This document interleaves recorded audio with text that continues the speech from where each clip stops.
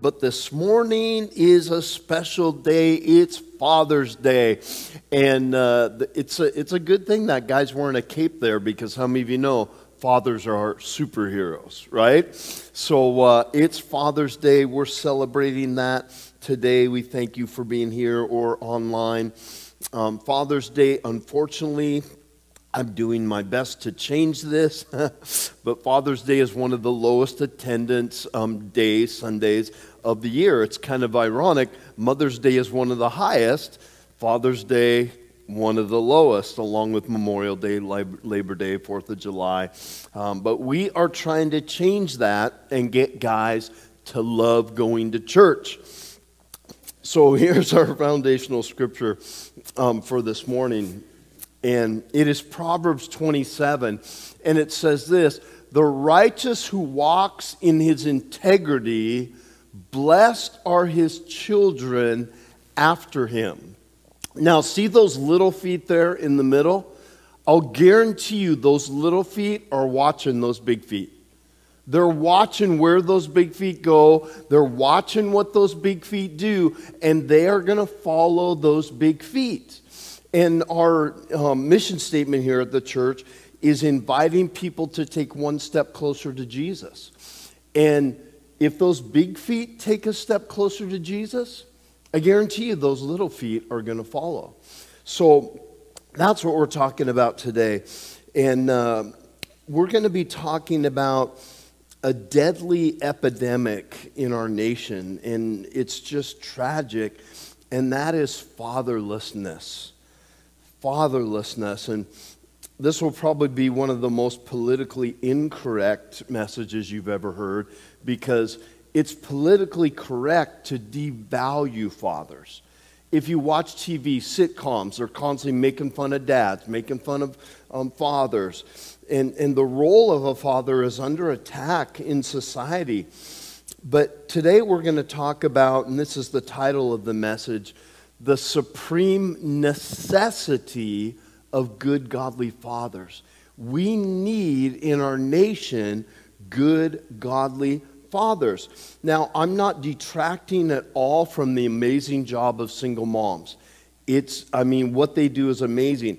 I would not do that because I was raised by a single mom.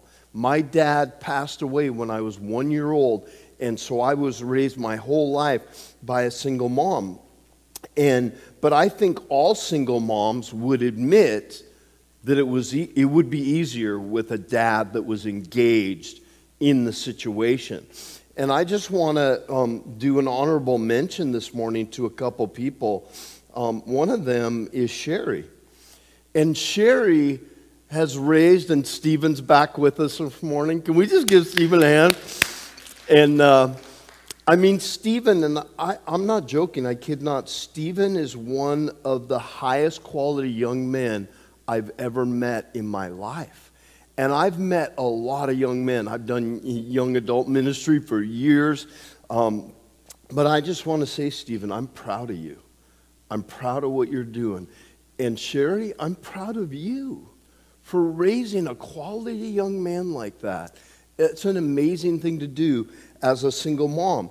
And we also have Tammy, which this will probably explain the little twitch that she has. She raised 3 boys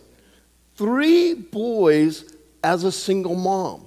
Curtis, Kevin, and Kyle. And what are the age spreads? Not very far, right? 5 years. What's that? From start to finish, 5 years. 3 boys. That's enough to drive you nuts. My mom raised 3, but it was 2 girls and me. 3 boys, I can't imagine. So, Tammy, I'm proud of you for what you did raising those boys. But I'm also so blessed by the fathers in this church. When I see the fathers in this church, and I see Robert almost every day in the gym with his daughters.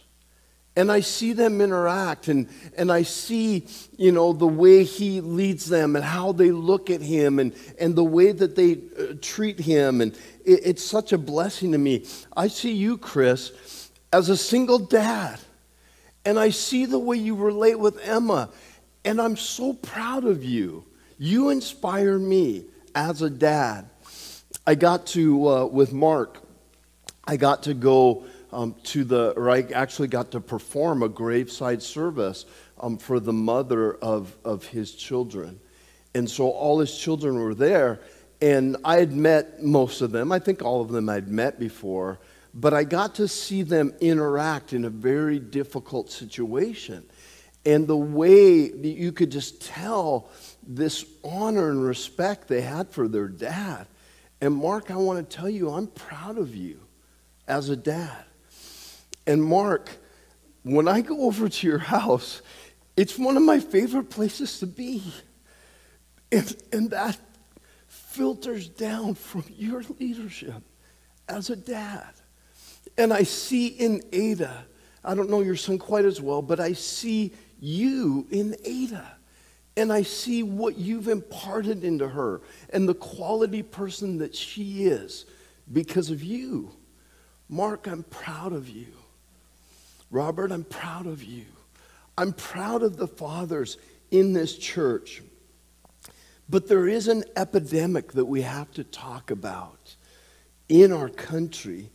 And every 2 or 3 years on Father's Day, I'll do this and I'll share some statistics that are sad and alarming, but they're true. These statistics are true, and they tell us exactly what the problem is. They point us exactly to what the problem is. 64 million men in America identify themselves as being a father. Only 26.5 million of those men are part of a home where they are married to a spouse and have children under the age of 18. Now listen to what that causes. And this is going to be long, so bear with me. But it's important that we talk about this. 85% of youth who are currently in prison grew up in a fatherless home. 85%. That's a statistics from the Texas Department of Corrections. 7 out of 10 youth that are housed in state-operated correctional facilities, including detention and residential treatment, come from a fatherless home. 7 out of 10. That's from the U.S. Department of Justice. 39% of students in the United States from first grade to their senior year of high school do not have a father at home. Children without a father are 4 times more likely to be living in poverty than children with a father. Children from fatherless homes are twice as likely to drop out of school before graduating than children who have a father in their lives. 24.7 million children. Sometimes we get lost in the percentages. We can just say, oh, well, that's big. But here's an actual number. 24.7 million children in the United States live in a home where their biological father is not present. That equates to 1 in every 3 children in the United States not having access to their father. Girls who live in a fatherless home have a 100% higher risk, twice as likely, of suffering from obesity than girls who have their father present. Teen girls from a fatherless home are also 4 times more likely to get pregnant as a teenager.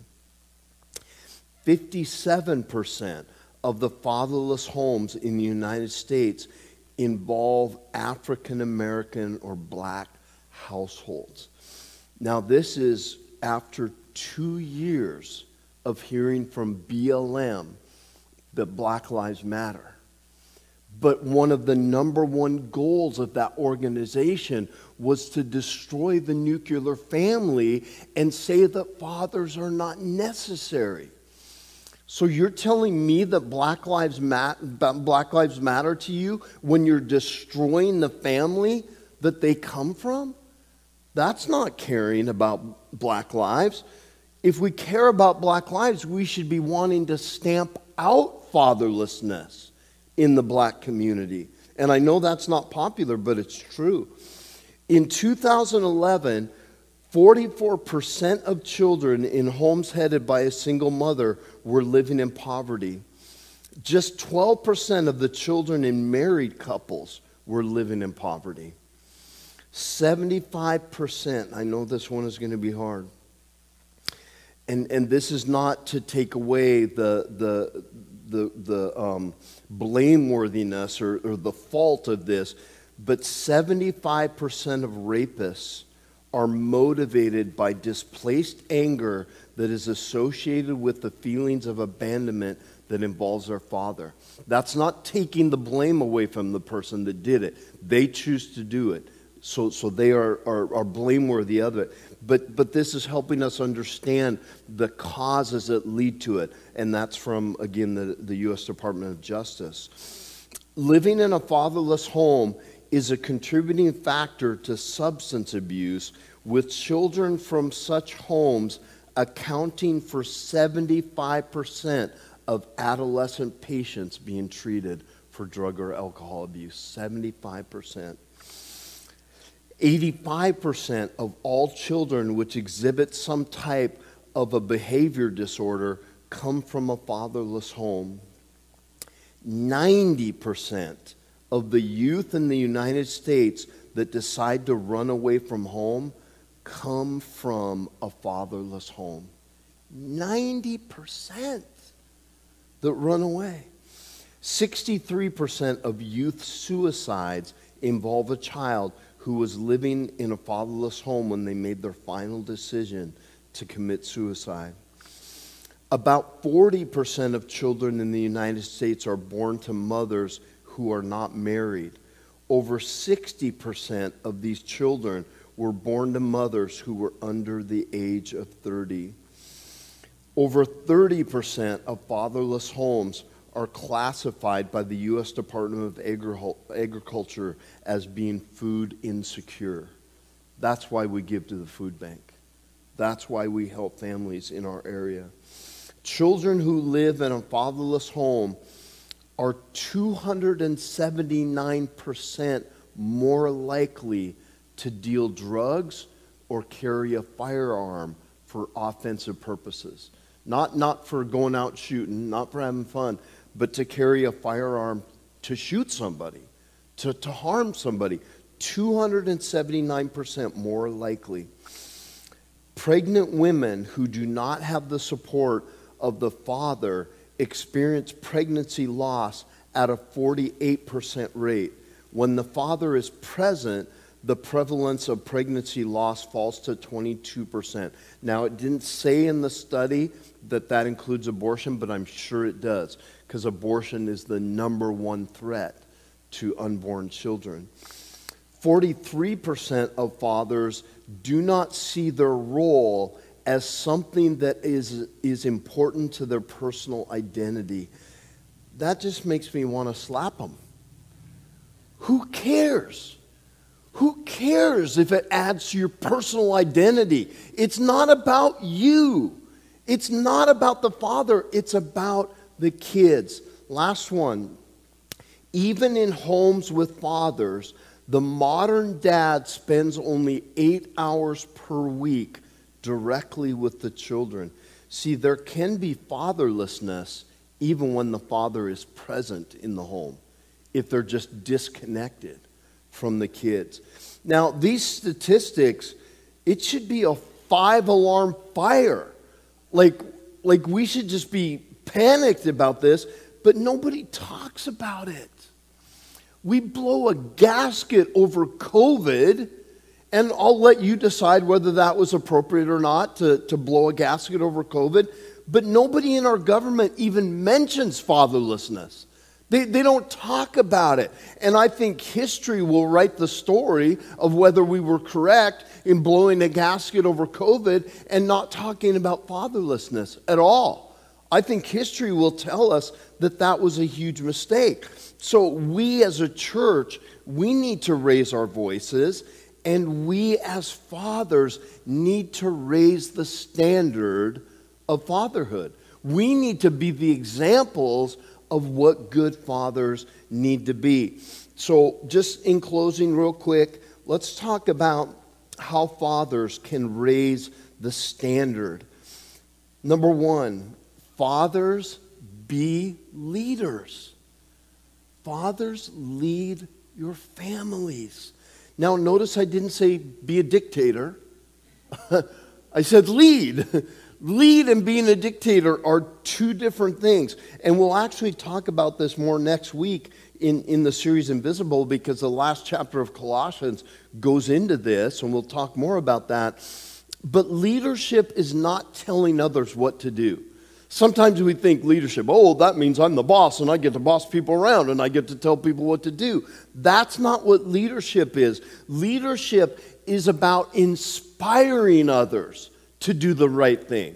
Not dictating to them, but inspiring them to do the right thing. Showing others the benefit of doing the right thing. Displaying it, living it. Jesus was the greatest leader of all time.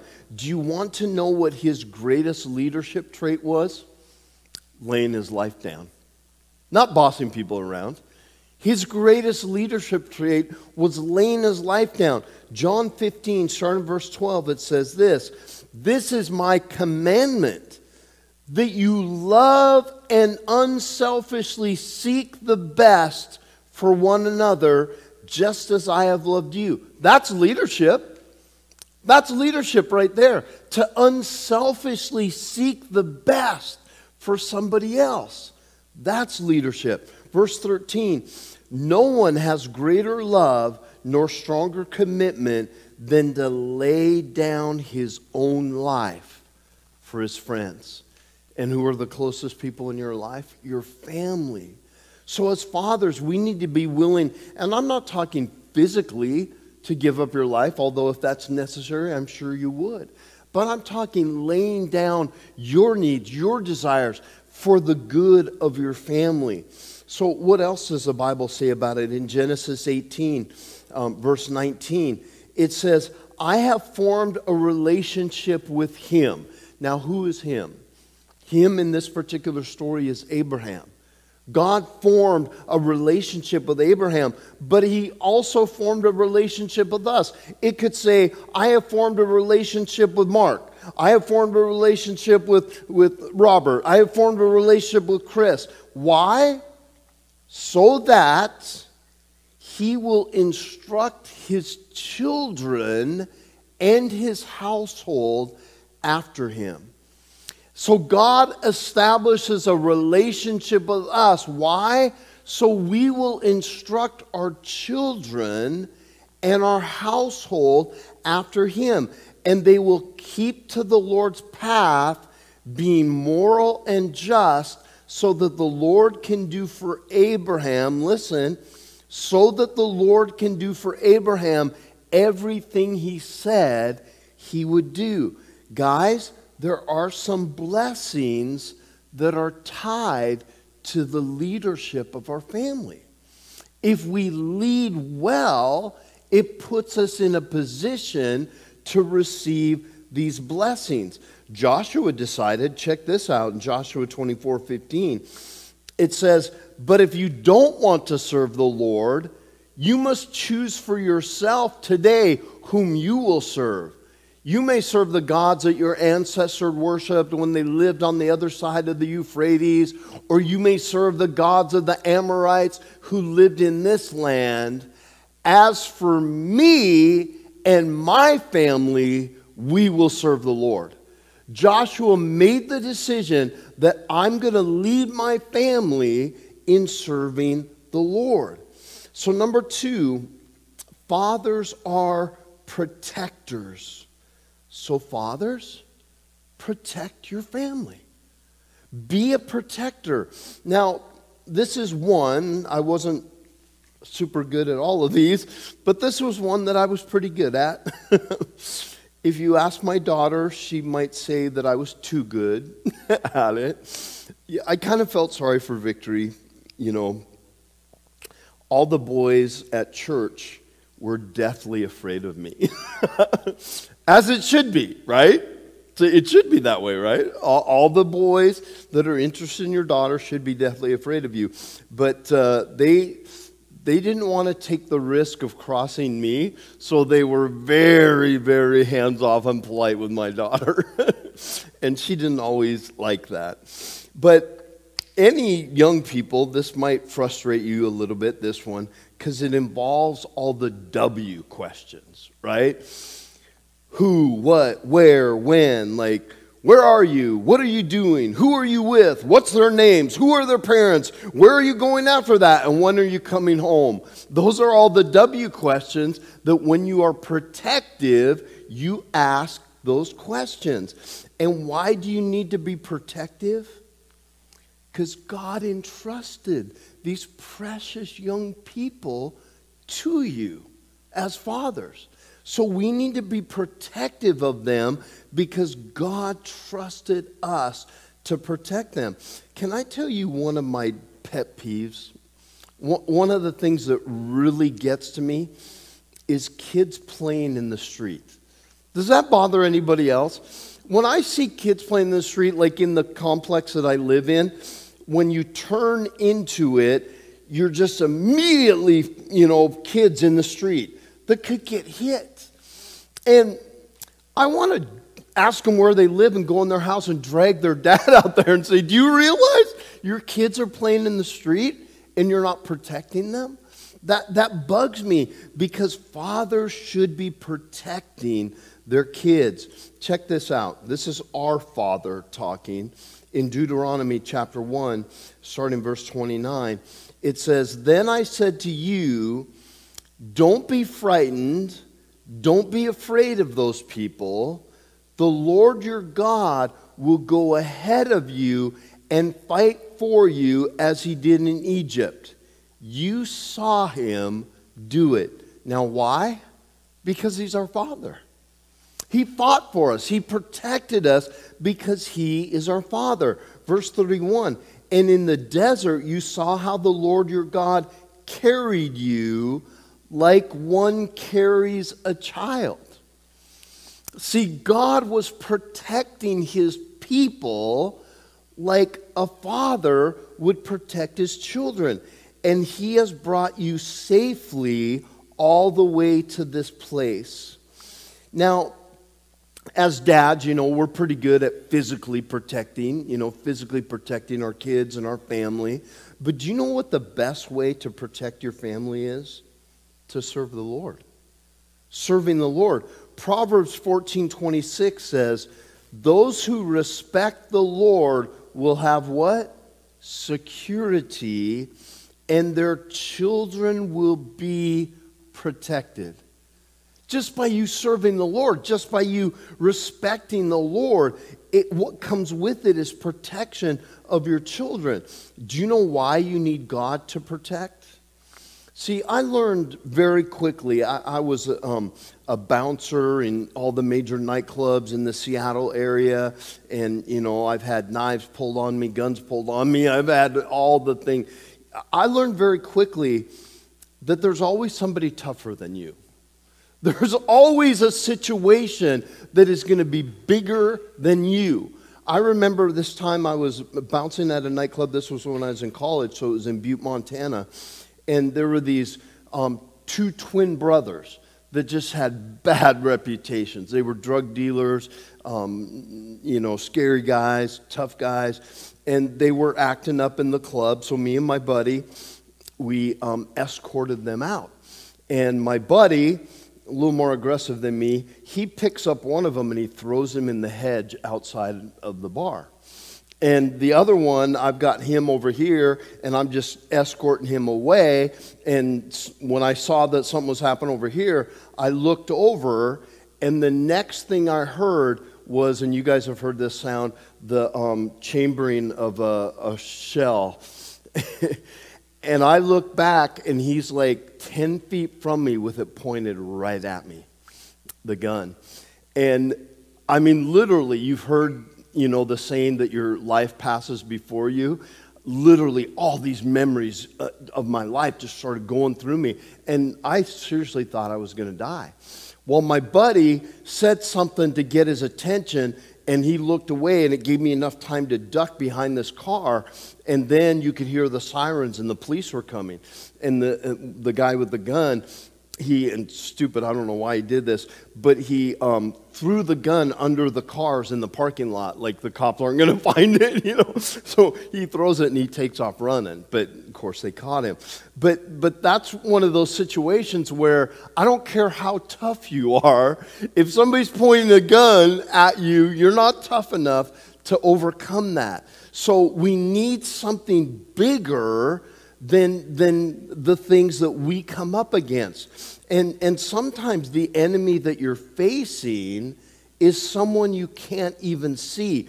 1 Peter chapter 5, verse 8 says this: stay alert, watch out for your great enemy, the devil. He prowls around like a roaring lion, looking for someone to devour. Do you know who he's wanting to devour? Your family. He's wanting to devour your family. So we need to be alert and watching for the devourer who comes to attack our family. There's a great story of Nehemiah when the wall, Jerusalem was surrounded by this wall to protect them from people trying to come in. And the wall was broken down and there was openings in the wall. So Nehemiah stationed men in these openings to be what they called watchers, to be watching to see if anybody came in so they could alert the other people that, hey, somebody's trying to come in. And the word watching, do you know what it became synonymous with later on? Prayer. The term watching and prayer became synonymous. And fathers, men, there are some dangers facing your family that you will never even know about. But in prayer, you can take care of it before it happens. You can defeat it before it even gets to your family. And some of the protection that we as fathers deal with and how we deal with it is without even talking about it. Your family doesn't always need to know all those situations that you are protecting them from. And that's what being a leader is, right? That you're out in front. I remember the pictures of Patton. Remember the General Patton? He had that big shiny silver helmet that you could see from like a mile away. He's out in front as the army is attacking. He's out in front leading. That's what leaders do. So the challenge from the enemy is going to hit you first before it hits your family. There was this one time I was with this gal at Walmart, and we were watching this young gal that she was probably late teens, early 20s, but when she was born, there was some problem that limited her oxygen to her brain, and she had some brain damage. So even though she was maybe in her early 20s, she operated more like a maybe 10 to 12-year-old. And she would sometimes get panicked around too many people. So we were in Walmart, and this gal, she said that she was scared and she wanted to go outside. So I went outside with her and waited, and we were sitting there. We didn't talk at all. I was just standing in front of her, and she was quiet, and eventually this gal came out, and we got in the car. And this young gal, she said, "Ken, I want to thank you for protecting me." And I said, "From what? What was I protecting you from?" And she said, "You were protecting me from the wind." Because I guess one of the things that she was scared of was wind. And so she's standing there. I didn't do this on purpose. I didn't know. But I guess the wind was coming from behind me, and I was blocking the wind from her. So she was looking all around, seeing things blowing. She knew it was windy, but she wasn't feeling the wind because I was blocking it from her. And there's times as fathers when we're out in front of the family and we're blocking the wind. We're blocking the storms of life that would hit our family, but we're taking them on first. We're blocking them. And anything behind you is not feeling the effects of that. That's what we're called to as fathers. Number 3, fathers are examples. So fathers, be an example. Be an example to your kids. As we saw earlier, the ramifications of fatherlessness are astounding. And it's because they don't have a male example. They don't have a male that's showing them life. Now, earlier in life, it's no doubt that kids look more to the mom. You know, mostly they get from their mom, you know, what to do. And, you know, that happens earlier in life.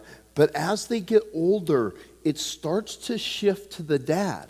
When they start, you know, going out into the world, they start looking at dad because he, you know, typically is out in the world and he's working. And so they start looking at us as dads more to get that, you know, what do I do in this situation? What do I do in that?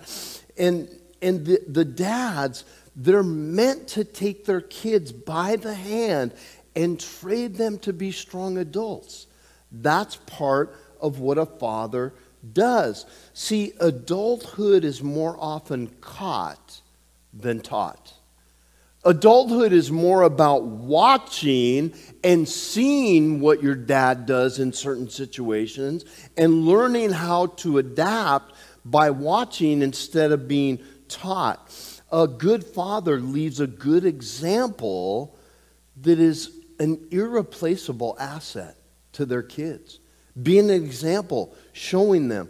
Check this out. This is so powerful. In 1 Kings 15:11, it says this, "And Asa did what was right in the eyes of the Lord, as David his father had done." He just did what he saw his father do.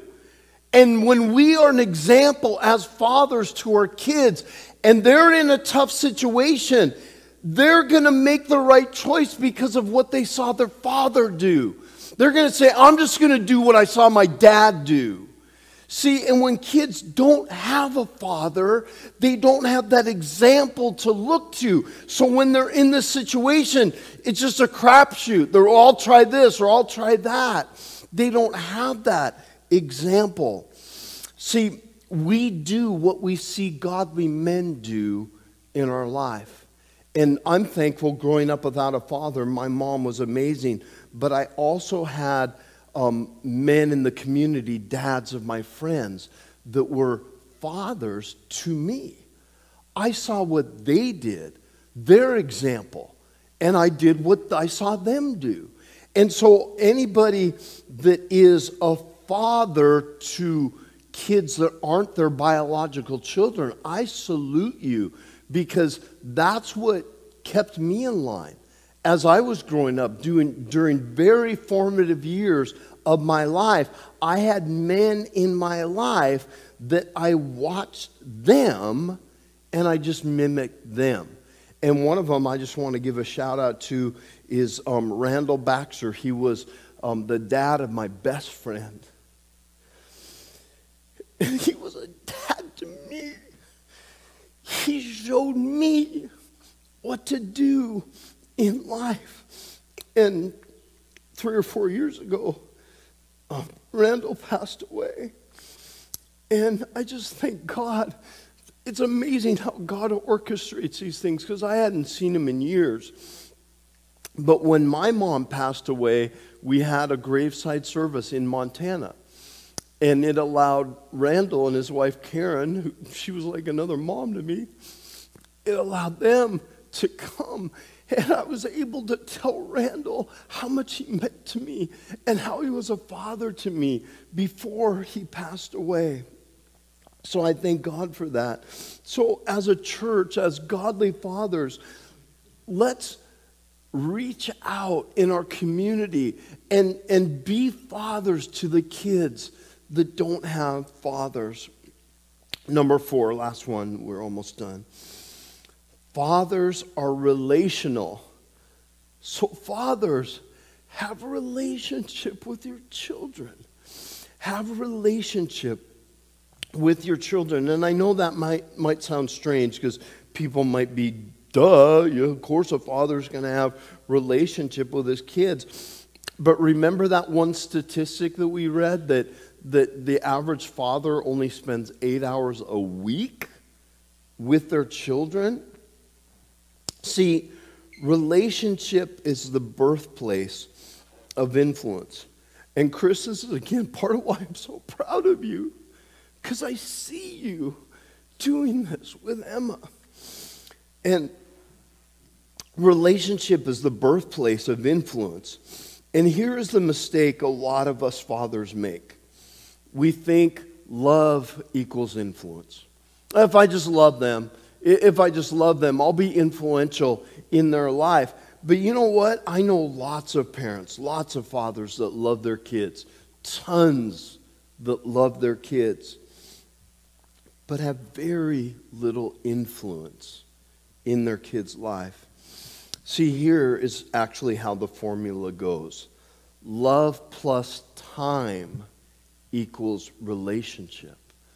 Loving them and spending time with them is the key to relationship, and relationship is the key to influence. So a huge mistake that fathers make is in the early years of a childhood's development, they think, well, that's for mom. Mom is the main caregiver at that age.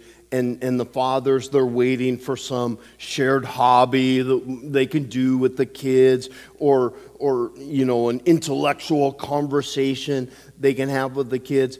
But let me remind you of something, fathers. You're the parent, they're the kid. You can't expect them to come into your life.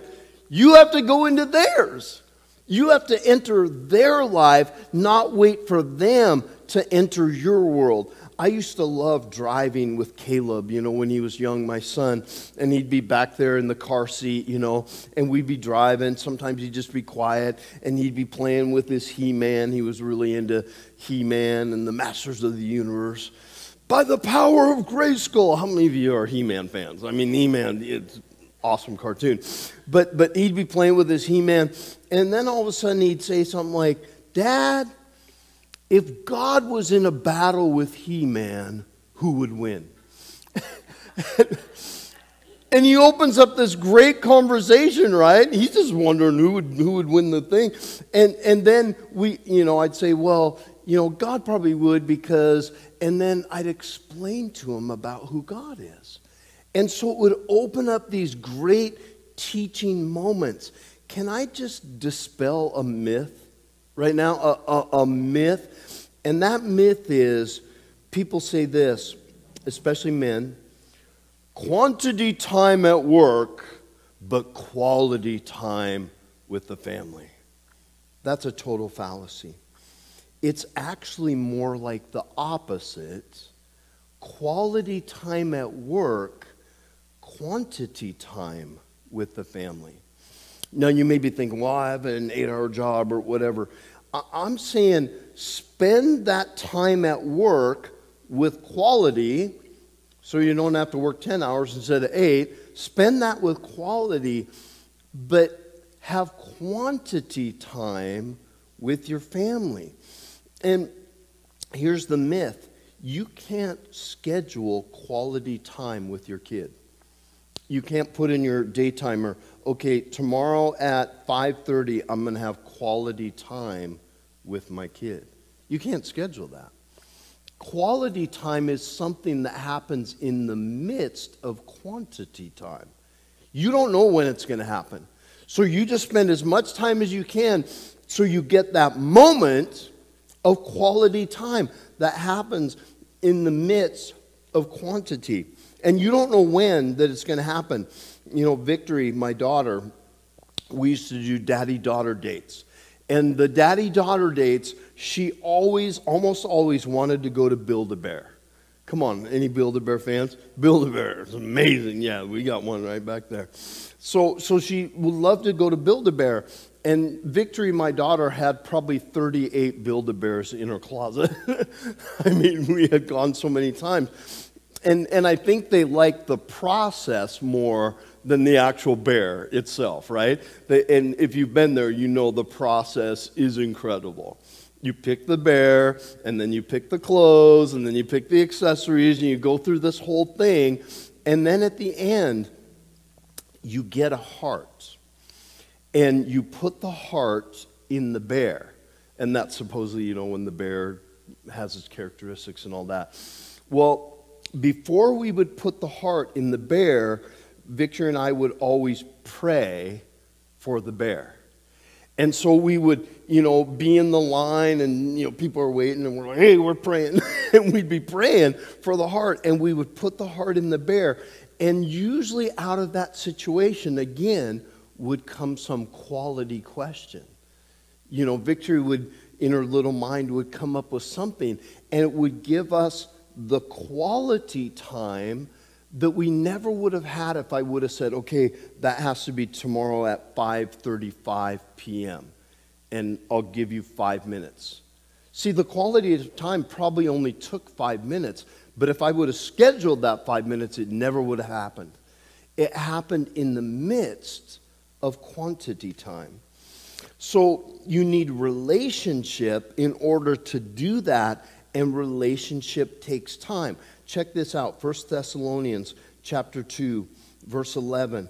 It says, you know that we treated each of you as a father treats his own children. This is the Apostle Paul talking.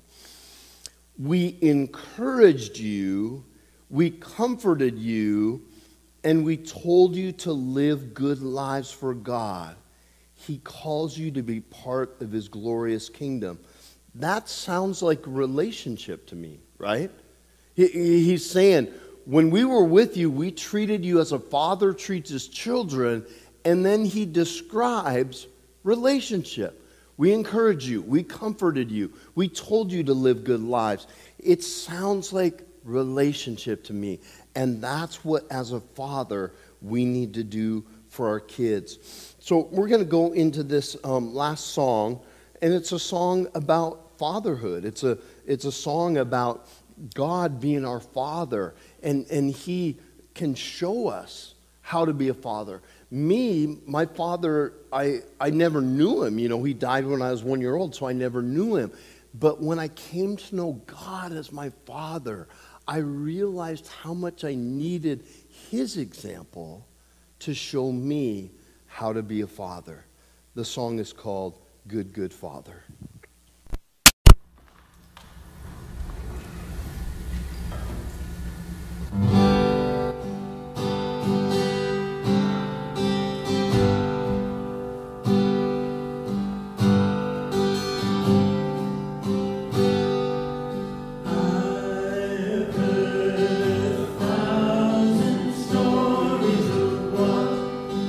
They think you're like the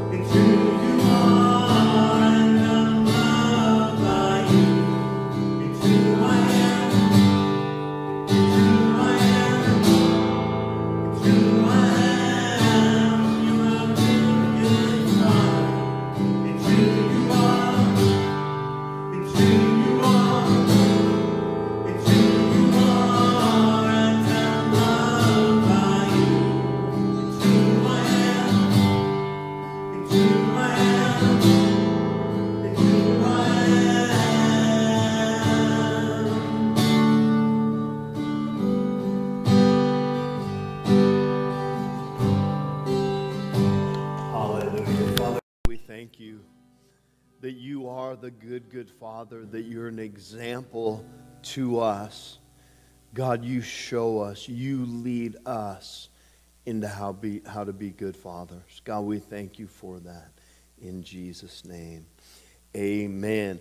Well, if it didn't come across in the message, I again want to let you know, fathers, I'm proud of you. I'm proud of all you fathers. But let's raise the standard. Let's even take it up another notch and be an inspiration to the next generation. Let's start the reversal of the cycle of fatherlessness. Amen? Well, we are going to have a time of fellowship. I heard a vicious rumor that there might be bacon. Yeah. There's bacon over there. I mean, on Father's Day, what are you going to have? Bacon, of course. So hopefully you will join us over there. God bless you. Have a great day today.